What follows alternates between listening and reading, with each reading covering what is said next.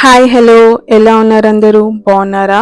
అందరూ బాగుండాలి, అందులో నేను ఉండాలి అని మనస్ఫూర్తిగా కోరుకుంటూ ఇవాల్టి వీడియో వచ్చేసి కోటి సోమవారం పూజ అండి. నిన్నే అయిపోయింది గురువారం రోజు. సో ఆ రోజు కోసం ప్రిపరేషన్స్ స్టార్ట్ చేశానన్నమాట. మీరు చూస్తుంది one day back clips. Night morning లేసి అన్ని పనులు చేసుకోవాలంటే కుదరదు అని చెప్పి ఫస్ట్ మాప్ ఇంకా యుటెన్సిల్స్ క్లీన్ చేసేసుకుందాం అనుకున్నట్టే ఫస్ట్ పిల్లలకి తినిపించేసిన తర్వాత యుటెన్సిల్స్ అన్నీ యుటిలిటీ ఏరియాలో వేసేసి ఫస్ట్ స్వీప్ అండ్ మాప్ చేసుకున్న తర్వాత యుటెన్సిల్స్ వాష్ చేయొచ్చు. అప్పటి వరకు వాటిపైన వాటర్ పోస్తే అవి నాని ఇంకా ఈజీగా క్లీన్ చేయడానికి ఉంటుందని చెప్పి ప్రియర్గా అలా వాటర్ పోసి పెట్టేసుకున్నాను. స్వీప్ మాప్ చేసే ముందు కిచెన్ కౌంటర్ టాప్ క్లీన్ చేసేసుకుంటే బాగుంటుంది. స్వీప్ మాప్ చేసిన తర్వాత కిచెన్ కౌంటర్ టాప్ క్లీన్ చేశారనుకోండి, వాటి మీద ఉన్న అంత పార్టికల్స్ అన్ని మళ్ళీ కింద పడతాయి. కాబట్టి first kitchen counter top clean చేసుకుంటున్నాను. యాక్చువల్లీ మేము నాన్ వెజ్ తినట్లేదు కాబట్టి కార్తీకం అని చెప్పి ఎక్కువ క్లీన్ చేయాల్సిన అవసరం ఏమీ లేదనమాట. డీప్ క్లీనింగ్ జస్ట్ వైప్ చేస్తున్నాను అంతే. నా దగ్గర ఉన్న క్లీనింగ్ స్ప్రే పాడైపోయిందండి. అండ్ క్లీనింగ్ వైప్స్ కూడా అయిపోయాయి. I need to buy new. And hand towel కూడా చేంజ్ చేసేసాను, అది చాలా మురికైపోయిందని చెప్పి. అలాగే కిచెన్ టవల్ ఏదైతే ఉంటుందో నేను స్టవ్ ముంగట పెట్టుకుంటాను, అది కూడా క్లీన్ చేసేసాను. అండ్ బాటిల్స్ పిల్లలవి రోజు క్లీన్ చేస్తానన్నమాట నేను. అండ్ బాటిల్ లిక్విడ్ కూడా అయిపోయిందండి, చెప్పడం మర్చిపోయా. వాటర్ బాటిల్స్ క్లీన్ చేయడానికి సపరేట్గా బాటిల్ క్లీనింగ్ లిక్విడ్ దొరుకుతుందండి.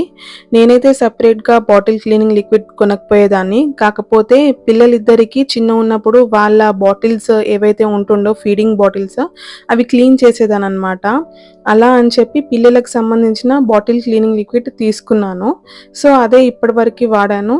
Now I need to by one more. అంతా క్లీన్ చేసేసాను. చూడండి ఎంత నీట్గా కనిపిస్తుందో కిచెన్ కౌంటర్ టాప్. మార్నింగ్ ఇలా లేసి చూస్తే ఎంత హ్యాపీగా అనిపిస్తుందో కదా. Now I'm enjoying my plants also in my balcony. చిన్న చిన్న మైన్యూట్ వర్క్స్ ఏవైతే ఉంటాయో కిచెన్లో అవన్నీ కంప్లీట్ చేసేసుకొని నెక్స్ట్ స్వీప్ అండ్ మాప్కి రెడీ అయిపోయాను. అండ్ టైమ్ ఈజ్ ఆల్మోస్ట్ 10 కావస్తుంది. బట్ 10 to 15 minutes పడుతుంది నాకు స్వీప్ అండ్ మాప్ చేయడానికి. ఇంట్లోనే స్వీప్ అండ్ మాప్ చేస్తున్నానండి, బయట స్వీప్ అండ్ మాప్ చేయట్లేదు. వై? బికాస్ వర్షం దంచి కొడుతుంది, అందుకోసం అని చెప్పి బయట క్లీన్ చేయొద్దు అని అనుకున్నాను. జస్ట్ ఇంట్లోనే స్వీప్ అండ్ మాప్ చేస్తున్నా.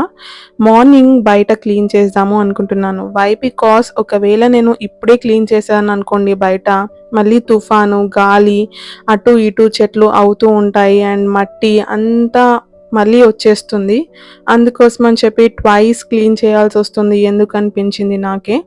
సో బయట వదిలేసి ఇంట్లో మట్టికే క్లీనింగ్ చేస్తున్నాను అనమాట, స్వీప్ అండ్ మాప్. ఇలా క్లీన్ చేస్తున్నప్పుడు కొన్ని నియమ నిబంధనలు ఉంటాయండి, అవి పాటిస్తే సరిపోతుంది. మనము నైట్ కూడా క్లీన్ చేసుకోవచ్చు, తప్పేమీ లేదు. శ్రవణ్య, నువ్వు ఏ క్లీనింగ్ లిక్విడ్ యూస్ చేస్తావు ఇంట్లో మాప్ చేయడానికి అని ఒక సబ్స్క్రైబర్ అడిగారు. నేను లైజాల్ యూస్ చేస్తానండి. అందులో జాస్మిన్ ఫ్రేగ్రెన్స్ యూస్ చేస్తాను. ఇంట్లో అది మాప్ చేసినప్పుడు మంచి స్మెల్ వస్తుందండి. ఎక్కువ ఏమీ ఉండదన్నమాట ఆ స్మెల్ ఇంట్లో. కాకపోతే ఓకే, క్లీన్ చేసినప్పుడు అయితే మనకి మంచి స్మెల్ వస్తుంది అని చెప్పి ఐ ప్రిఫర్ జాస్మిన్ ఫ్రేగ్రెన్స్ అనమాట లైజాల్లో. సో అదనమాట, మొత్తం క్లీన్ చేశాను. Now switching of all the lights. Once I'm done with this work I can go and sleep peacefully. Morning లేచిన తర్వాత జస్ట్ పిల్లలను స్కూల్కి పంపించేస్తే సరిపోతుంది. పెద్దోడు ఆల్రెడీ పడుకున్నాడు, చిన్నోడే నేను పడుకునేదాకా పడుకోడనమాట. వాడు ఖచ్చితంగా నేను పడుకోవాల్సిందే వన్ పక్కకి, then only he will sleep. So చాలా చల్లగా కూడా ఉందండి, తుఫాను వర్షం పడుతుంది కాబట్టి. ఇది నెక్స్ట్ డే క్లిప్స్ అండి. పెద్దోడిని స్కూల్కి పంపించేసిన తర్వాత ఐఎమ్ డూయింగ్ మై థింగ్స్ అనమాట. చిన్నోని స్కూల్కి పంపించలేదు, వాడికి కొంచెం కోల్డ్ అయిందనమాట. సో వర్షం కూడా చాలా జోరుగా పడుతుంది, అవసరమా అనిపించింది. అందుకోసమని చెప్పి వాడిని స్కూల్కి పంపివ్వలేదు. మనకి ఎంత పెద్ద పనైనా ఉండని పిల్లలకి ఫస్ట్ వాళ్ళ కడుపు నింపాలి. వాళ్ళ కడుపు నింపకుండా మనం చేసే ఎంత పెద్ద కార్యమైనా కానివ్వండి, అది ఫలితం చూయించదు. కాబట్టి ఖచ్చితంగా పిల్లలకి వంట చేసి తినిపించి, వాళ్ళని మంచిగా చూసుకున్న తర్వాతనే మనం మన వేరే పనిలో నిమగ్నమై ఉండాలి. కడప అలికి ముగ్గులు వేస్తున్నానండి. నాకు ఒక సబ్స్క్రైబర్ చెప్పారు. ఏంటంటే నేను వైట్ మార్బుల్ పైన చాక్‌తో ముగ్గు వేసేదాన్ని. అది అసలు కనిపించేదే కాదనమాట. సో, ఒక సబ్స్క్రైబర్ నాకు ఏమని సలహా ఇచ్చారంటే, "మీరు జాజు రాయండి. జాజు రాసి దానిపైన ముగ్గు వేయండి. బాగా కనిపిస్తుంది" అని నాకు సజెస్ట్ చేశారు. నాకు తన కమెంట్ ఎక్కడ ఉందో ఐడియా లేదు. ఉన్నబడితే అట్‌లీస్ట్ తన పేరైనా తీసుకునేదాన్ని. But yeah! థాంక్ యూ రా చెప్పినందుకు. It really working for me. తెల్ల బండల పైన ఇలా జాజు రాసి ముగ్గు వేస్తే సూపర్‌గా కనిపిస్తుందసలు. నేనే బిలీవ్ చేయట్లేదు. అండ్ ఈ జాజు కూడా నేను మొన్న దివాళీకి బేగం బజార్ వెళ్ళానని చెప్పాను కదా! అప్పుడే తీసుకున్నాను. 20 రూపీస్‌కి చాలా ఎక్కువ ఇచ్చాడు అంకుల్ అసలు. నేను అంత వస్తుందని అనుకోలేదు. 20 రూపీస్ ప్యాకెట్స్ డైరెక్ట్‌గా పెట్టి అమ్ముతున్నారనమాట. ప్యాకెట్స్. సో, నేను ఒక ప్యాకెట్ తీసుకున్నాను. ఆ ప్యాకెట్ వచ్చేసి 20 రూపీస్ పడింది. దాన్ని నేను ఒక బాక్స్‌లో వేసి పెట్టుకున్నాను. ఆ బాక్స్‌లో నుంచి వాడుతున్నాను. జస్ట్ ఒక కాటన్ క్లాత్ తీసుకొని, కాటన్ క్లాత్ దాంట్లో డిప్ చేసి అలా వేసేస్తున్నాననమాట జాజు. చాలా బాగా పడుతుంది జాజు కిందనైతే ఆ క్లాత్ తోటి. అండ్ తులసి కోట అండి. నేను లాస్ట్ వీడియోలో తులసి కోట కొంటాను అని చెప్పాను కదా! తులసి కోట కొన్నాను. సూపర్‌గా ఉందండి తులసి కోట. చాలా బాగా నచ్చింది నాకైతే. స్వస్తిక్ వచ్చి ఉందనమాట తులసి కోట. సైడ్స్‌కేమో డిజైన్స్ వచ్చాయి. బట్ వన్ సైడే కనిపిస్తుంది మీ అందరికీ. బట్ సైడ్స్‌కి కూడా చాలా బాగా ఉంది. వెనక సైడ్, ముంగటి సైడ్ స్వస్తిక్ వచ్చింది. సైడ్స్‌కేమో డిజైన్ వచ్చింది. ఫ్లవర్ డిజైన్ సూపర్బ్‌గా ఉంది. హైదరాబాద్‌లో ఉన్న వాళ్ళకి హెల్ప్‌ఫుల్ అవుతుందని చెప్పి చెప్తున్నాను. ఈ తులసి కోట వచ్చేసి నేను చాదర్ ఘాట్ బ్రిడ్జ్ ఉంటుంది కదా! చిన్న బ్రిడ్జ్ అక్కడ తీసుకున్నాను. మనము కోటి నుంచి చాదర్ ఘాట్ చిన్న బ్రిడ్జ్ టువర్డ్స్ వెళ్తూ మలక్పేట్ వెళ్తుంటాం కదా! అప్పుడు మన లెఫ్ట్ సైడ్‌లో ఒక నర్సరీ ఉంటుందండి. ఇలాంటి సిరామిక్ పాట్స్ ఇంకా నర్సరీ ఉంది. మనకు కావాల్సిన మొక్కలన్నీ దొరికిపోతాయి. సో, అక్కడ నేను తీసుకున్నాను. 500 పడిందొకటి. చిన్న చిన్న తులసి కోటలు కూడా ఉన్నాయి. ఎవరైతే అపార్ట్మెంట్స్‌లో ఉంటారో వాళ్ళకి సూటబుల్‌గా కూడా చిన్న చిన్న తులసి కోటలు 100 రూపీస్‌కి కూడా ఉన్నాయి. అవి కూడా బుజ్జిగా చాలా బాగా ఉన్నాయి.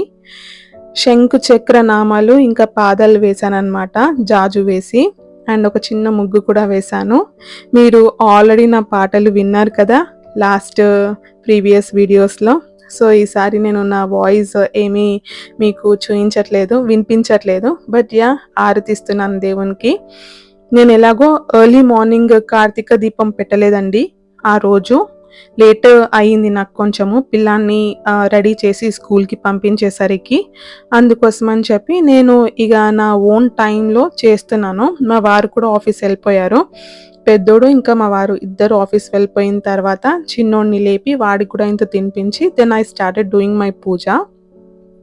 ఇది చాలా బావుందండి. తులసి దగ్గర దీపం పెడితే కొండెక్కుతుంది అని బాధపడే వాళ్ళకి ఇలాంటి దీపం చాలా బాగా యూజ్‌ఫుల్ అవుతుంది. మట్టి ప్రమిద. మనము దేవునికి దీపం పెడితే ఎంత తుఫాన్ గాలి బీభత్సంగా వచ్చినా పోదు. అంత బాగా ఉంది ఇది దీపం చెమ్మె. ఇదొకసారి ట్రై చేసి చూడండి. ఇంకొకటి మట్టి ప్రమిదలో పెట్టడం చాలా శ్రేష్టమండి దేవుని దగ్గర. మా అమ్మ చిన్నగున్నప్పుడు దేవుడి గూట్లో కూడా అంటే దేవుడి మందిరంలో కూడా మట్టిలోనే దీపం పెట్టేది. మట్టి ప్రమిదలోనే దీపం పెట్టేదనమాట. దానికి అంత విశిష్టత ఉంది. వీలైతే మీరు కూడా ఇలాంటిది కొనుక్కొని తులసి మాత దగ్గర పెట్టండి అని నేను అంటున్నాను. వై? బికాస్ గాలి విపరీతంగా వస్తుంది. అండ్ దీపం కొండెక్కకుండా ఉంటుందని చెప్పి చెప్తున్నాను. లింగం అండి. కోటి సోమవారం పూజ చేసే వాళ్ళకి చెప్తున్నాను మెయిన్‌గా ఖచ్చితంగా ఆవుకి ఇంకా లింగానికి మనము పూజ చేయాలి తులసి దగ్గర పెట్టుకొని. సో, తులసి దగ్గర లింగము ఇంకా ఆవు రెండిటిని పెట్టి పూజ చేస్తున్నాను. ఆవు దూడకు కూడా పూజ చేయాలండి. ఆల్రెడీ నేను ఇంట్లో దేవుని మందిరంలో ఆవు దూడకి పూజ చేసేసాను. అందుకోసమని చెప్పి ఇక్కడ జస్ట్ లింగము ఇంకా నంది, ఆవు అన్నాను సారీ, నందికి పూజ చేసుకున్నాను. అండ్ ఇంట్లో కొన్ని ఫ్లవర్స్ పూసాయండి. నేను ఇటు సైడ్ అన్ని పూల మొక్కలు పెట్టానని చెప్పాను కదా, అన్ని పూల మొక్కలకి ఎవ్రీడే కొన్ని పూలు 1, 2, 3 ఎన్నైతే అన్ని వస్తున్నాయి. చాలండి అన్ని వచ్చినా కానీ ఇంట్లో పూసిన చెట్లతో పూజ చేయడంలో ఆనందం వేరే లెవెల్, అందరికీ తెలిసిందే ఆ విషయము. సో గాలి చూసారా ఎంత విపరీతంగా వీస్తుందో, అయినా కానీ దీపం చక్కగా వెలిగింది. కాకపోతే మీరు ఒకటి చేయాల్సింది ఏంటంటే, మీరు దీపం పెట్టాక దాని మూత మొత్తం క్లోజ్ చేయకండి, కొంచెం సైడ్ నుంచి ఓపెన్ చేసి పెట్టండి.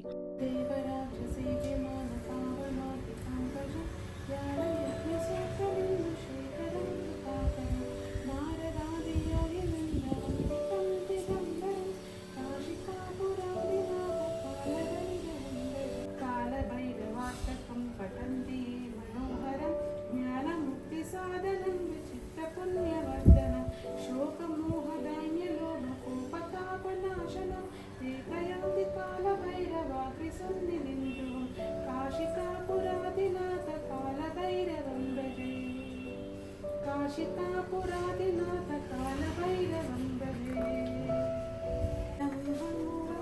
సురార్చితలింగం నిర్మలభాసితశోభితలింగం జన్మజదూక వినాశకలింగం ప్రణమామి సదా శివలింగం లింగాష్టకమిదం పుణ్యం యత్ పఠేశ్చివ సన్నిధో శివలోకం ఆప్నోతి శివేన సహ మోదతే.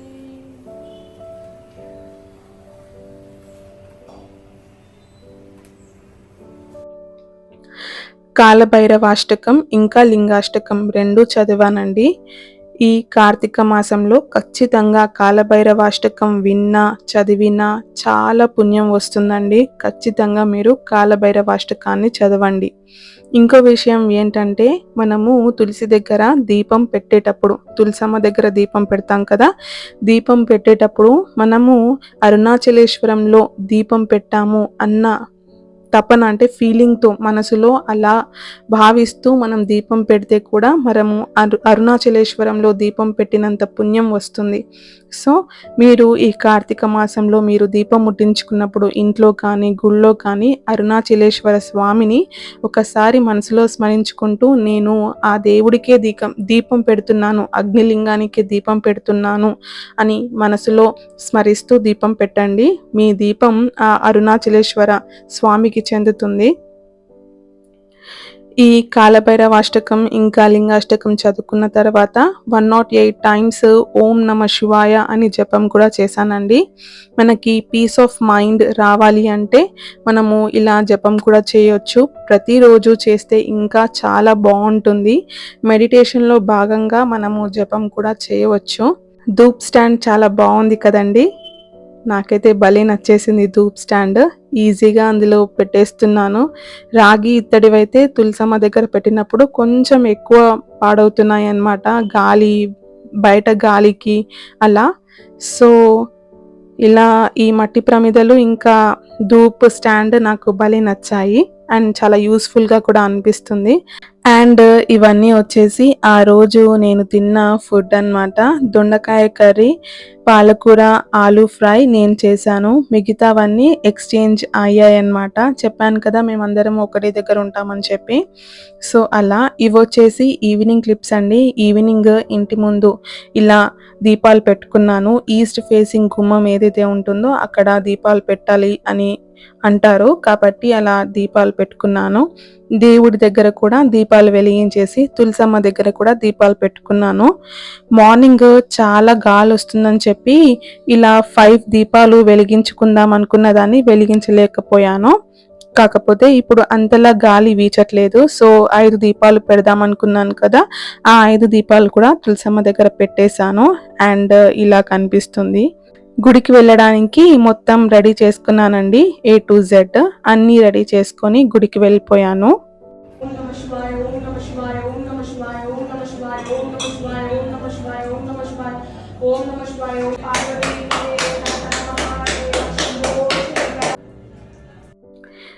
శివుడంటే ఎందుకో ఏమో తెలీదండి, అమితమైన భక్తి. నాలో శివుడున్నాడు, మీలో కూడా శివుడున్నాడు, ప్రతి ఒక్కరిలోనూ శివుడున్నాడు. శివుడిని నమ్మినవాడు మోసపోలేదండి. మీ ప్రతి ఒక్క మనోకామ్య ఏదైనా ఉండండి, ఖచ్చితంగా ఫలిస్తుంది. శివుడిని స్మరించండి. పూజ చేసి దేవుడికి కొబ్బరికాయ పెట్టాను అండ్ గుళ్ళో మహాదీపం వెలిగించారనమాట. సో అవే క్లిప్స్ మీకు చూపిస్తున్నాను. భలే మంచిగా అనిపించింది నాకైతే ఈ దీపాన్ని అలా చూస్తూ ఉంటే. నా కొడుకుతో కలిసి దీపాలు వెలిగించాను గుళ్ళో. 11 పిండి దీపాలు వెలిగించాను. నేను నా కొడుకు ఇద్దరం కలిసి స్టార్ట్ చేశాము అండ్ నేను ఎండ్ చేస్తున్నాను. 11 దీపాలన్నీ వెలిగించాను అండ్ చాలా బాగా అనిపించిందండి. నిన్న కోటి సోమవారం పూజ చాలా బాగా చేసుకున్నాను. మీరు కూడా చేసుకోవడానికి ప్రయత్నించండి. ఇంకో విషయం నేను ఎప్పుడూ చెప్తాను, ఏ పూజ అయినా కానివ్వండి, ఇంట్లో మనుషులు సహకరిస్తేనే చేయండి, సహకరించకపోతే చేయకండి. జస్ట్ ఒక నమస్కారం పెట్టుకున్నా చాలు దేవుడికి. దేవుడు మన మాట వింటాడు. పూజలు చేస్తేనే దేవుడు వింటాడు అన్నది అపోహ. మనము మనసుతో తలుచుకుంటే మనది ప్రతి ఒక్క మనోకామ్య దేవుడు నెరవేర్చుతాడు. మళ్ళీ ఇంకో ఇంట్రెస్టింగ్ వీడియోతో కలుస్తాను. అంతవరకు సెలవు. సర్వేజన సుఖినో భవంతు.